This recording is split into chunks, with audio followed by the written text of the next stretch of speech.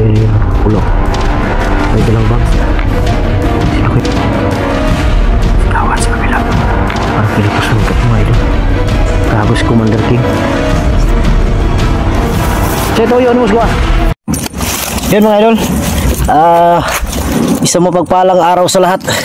Yun, pasensya na kayo kung ngayon lang tayo ulit pag-explore.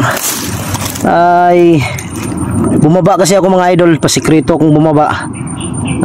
Hindi lang ako nag-video, hindi lang ako nag-update para hindi malaman. At yung pag-akyat ko, hindi ko na lang sinabi ngayon na paakyat na ako. Andito pa ako sa medyo malapit na sa may kalsada. At yun, mega love, shout out sa inyong lahat mga idol, sa lahat ng mga solid supporters natin dyan, sa lahat ng mga silent viewers, sa lahat ng mga OFW. Mega love, shout out sa inyong lahat. Sa lahat ng mga kapatid nating mga Muslim, kapwa ko Guardians Brotherhood Incorporated, mega love, shout out sa inyo. Ako ilubos nagpapasalamat sa inyong lahat mga idol, sa inyong walang sawang pagsuporta mula noon hanggang ngayon. Na lagi kayo nandyan, nakasubaybay sa bawat video na ina-upload ko sa munti kong channel. Maraming salamat talaga. At lalong lalo na sa hindi pa nakasubscribe at mapadaan sa munting channel kong ito, paki-subscribe mga idol. Malapit na tayong mag 60k subscriber. Pasalamat ko yan sa inyo. Siyempre sa Panginoon. Yan, ako nagpapasalamat dahil lagi sa kanyang gabay. May mga kamalian man tayo sa buhay, hindi naman tayo perfecto mga idol. May tawag dito, lahat tayo may pagkakamali sa buhay. Kaya kung ano man yung pagkakamali na yun, may panahon pa para ituwid, para itama ang lahat. At yun, may mahalaga lang akong sasabihin sa inyo. Tungkol to sa isang tao, hindi ko na lang babanggitin. Hindi ko na lang sasabihin ang kanyang pangalan, pero alam kong manunood siya. Alam niya na kung sino siya. Payo lang kaibigan,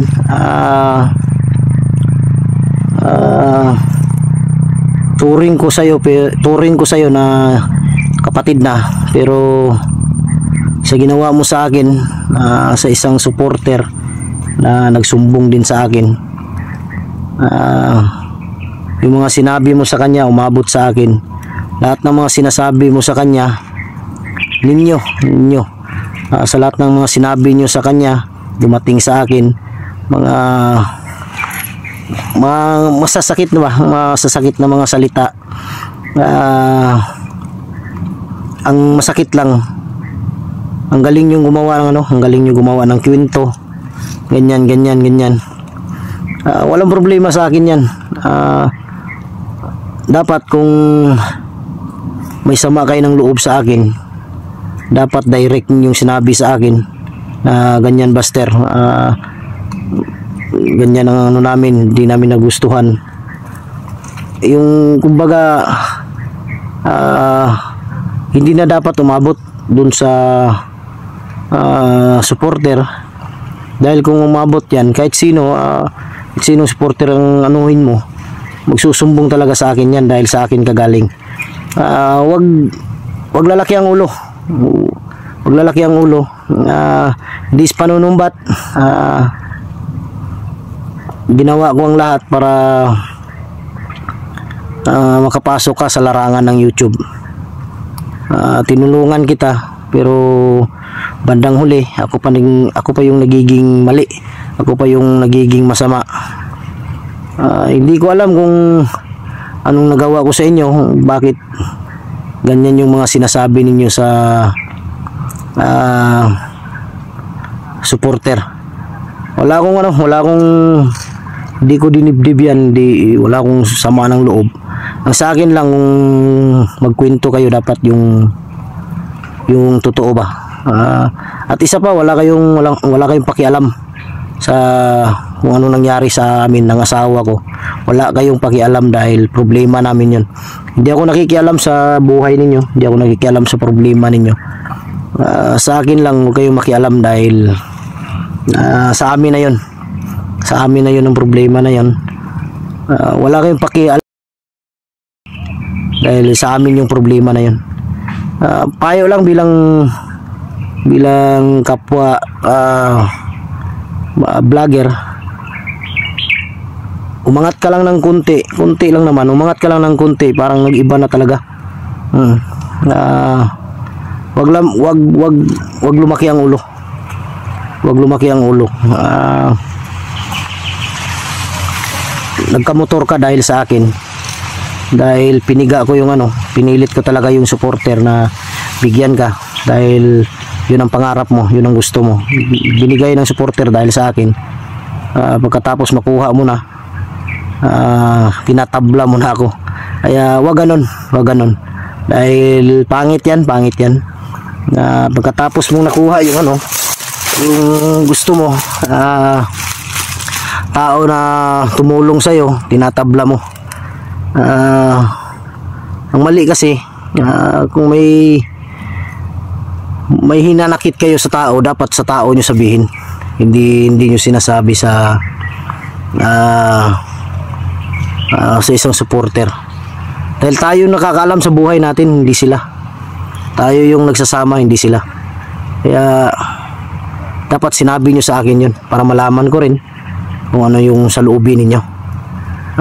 Para madali natin mapag-usapan, hindi yung magsumbong kayo dahil ang gusto ninyo yung supporter na sa inyo. Problema lang dahil mahirap maniwalaan yung mga sinasabi ninyo. Alam mo kung sino ka. Alam mo na kung sino ka. Basta payo ko lang sa'yo na wag lalaki ang ulo. Bago ka pa lang sa larangan ng YouTube, sa larangan ng hunter, kailangan wag kang, alam ko kasi na ka tawag dito, na nabigla ka lang ba, nabigla ka lang kung ano ka ngayon. Isipin mo rin yung tao na tumulong sa'yo. Kailangan marunong tayong tumanaw ng utang na loob sa tao na naging dahilan kung bakit ka ganyan ngayon. Aminin mo natin o hindi ka makilala kung hindi dahil sa akin, hindi dahil sa tulong ko. Ayun lang, payo bilang kapwa mo YouTuber. Wag lalaki ang ulo.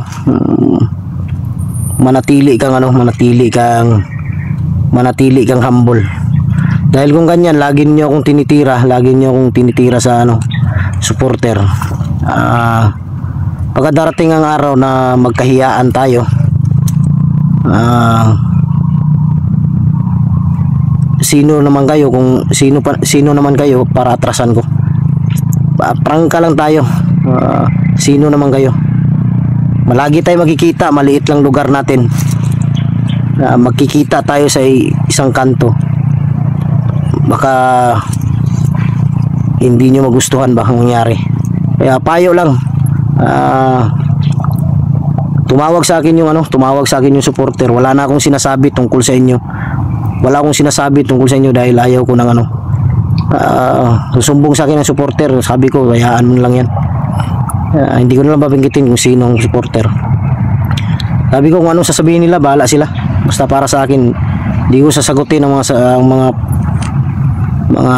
pangbabato nila sa akin ng mga istorya. Basta sa akin lang, ito lang masasabi ko. Huwag lang pasobra dahil may hangganan. Baka ang tao kasi hindi makapagpigil. Baka hindi nyo magustuhan ba? Baka hindi nyo magustuhan yung gagawin ko.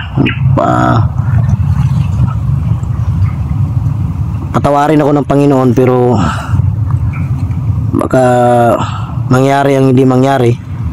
Huwag naman ganun. Sana hindi tayo aabot sa ganung punto. Dahil ako wala na akong ano sa inyo, wala na akong sinasabi. Kahit nagulat nga ang supporter dahil sa tuwing tatawag kayo palaging Buster, Buster. Samantalang kung ako ang kausap niya, wala siyang maririnig na pangalan ninyo na binabanggit ko. Ayun lang. Pasensya na kayo mga idol. Ano lang ako, naglabas lang ako ng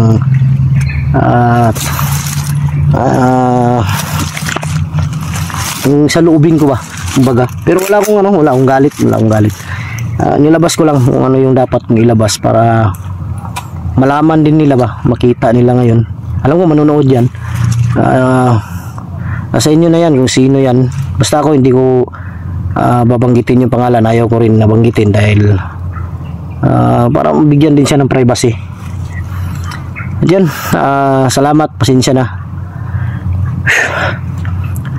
Ang hinahanap ko ngayon mga idol, sila Kyung at si Berto dahil nandito pa sa bundok. Hindi ko alam kung alam ba nila na bumaba ako ng pasikreto dahil time na yun sobrang sama ng pakiramdam ko talaga. Nilalagnat ako mga idol, kaya bumaba ako, hindi na ako nag-update sa aking pagbaba at sa aking pagbalik din, hindi ako nag-update.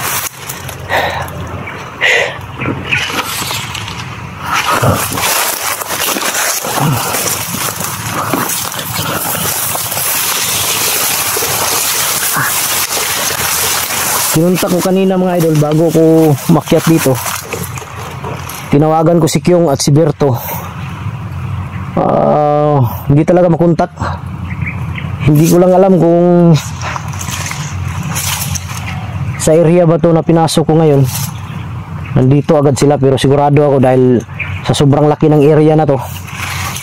Alam ko nandito sila pero nasa malayo. Kaya yun ang hanapin natin ngayon. Sana makita ko sila agad. Dahil nakalaban ni Kyung yung nakita ko sa video ni Kyung. Nakalaban niya yung anak ni Bayawak.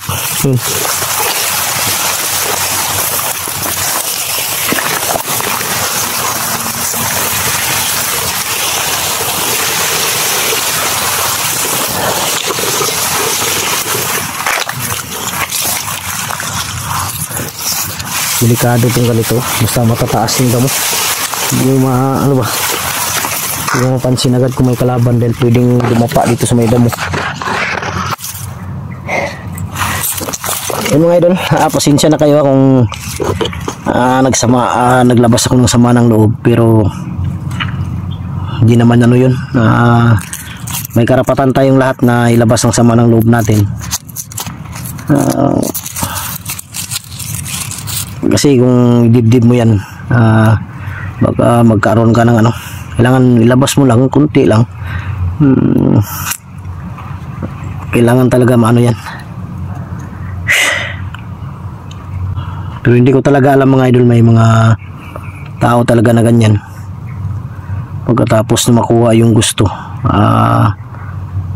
nakarating na sa gustong marating, magbabago yung parang nanibago.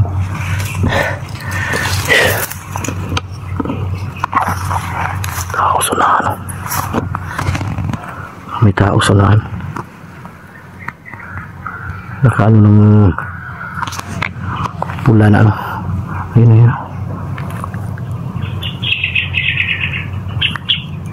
Sa unahan nakatayo,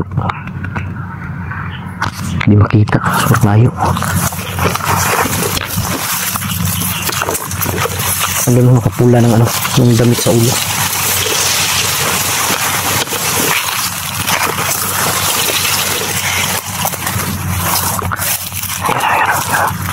Hindi tayo pwede kupensa.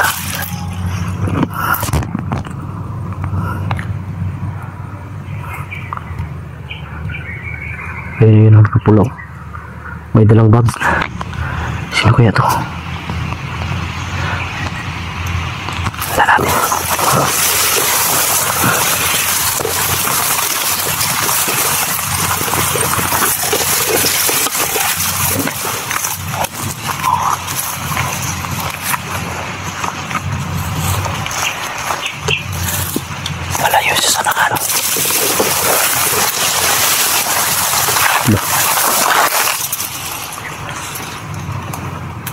May sigawan sa kabila.